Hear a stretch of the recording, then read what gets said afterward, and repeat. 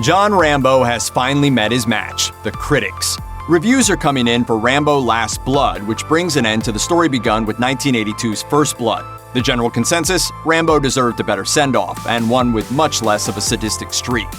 I'm gonna hurt you real bad. Over-the-top carnage is nothing new for this franchise. 2008's Rambo similarly turned off critics with its cartoonish reliance on dishing up as much blood and guts as humanly possible.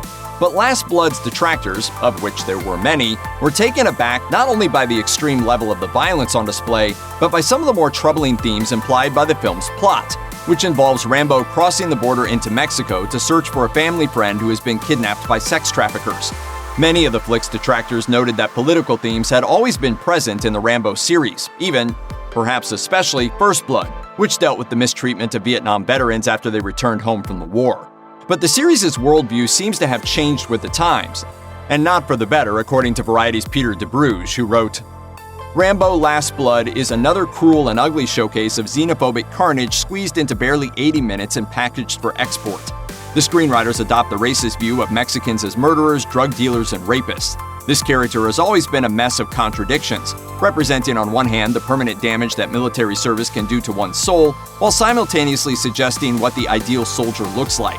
Rambo single-handedly wins the wars that America can't, and the blood isn't likely to stop here, or anytime soon."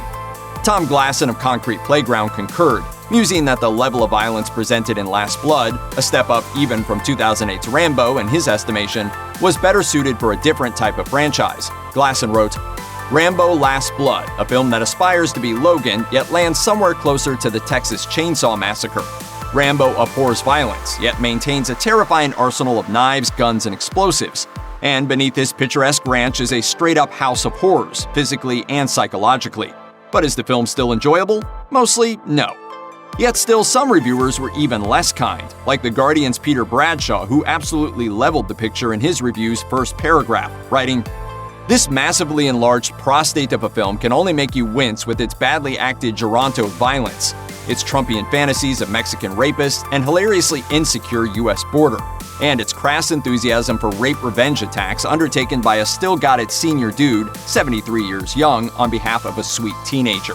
Even some of the reviewers who recommended the film seemed aghast at its violence, with many remarking that even for a series which has always hung its hat on wanton bloodshed, Last Blood is a bridge too far. Fred TOPEL of Showbiz Cheat Sheet wrote, "It's funny to think how these movies were always symbols of Hollywood's gratuitous violence. They were bloody, but blood was the worst they could show in the 80s. Last Blood takes the violence so far, it almost has to be the Last Blood because there's no more blood left. Remember when the most graphic scene in First Blood was when he cleaned his arm wound with his knife?" Again, this was a positive review, which indicates that even some of those predisposed to expecting a heaping helping of bloody mayhem got a little bit more than they bargained for. Other critics posting positive reviews seem to recommend the flick in spite of themselves. Vince Mancini of Uproxx, for example, penned an assessment which read for all the world like an absolute evisceration of the film, right up until the point where the critic offered his endorsement.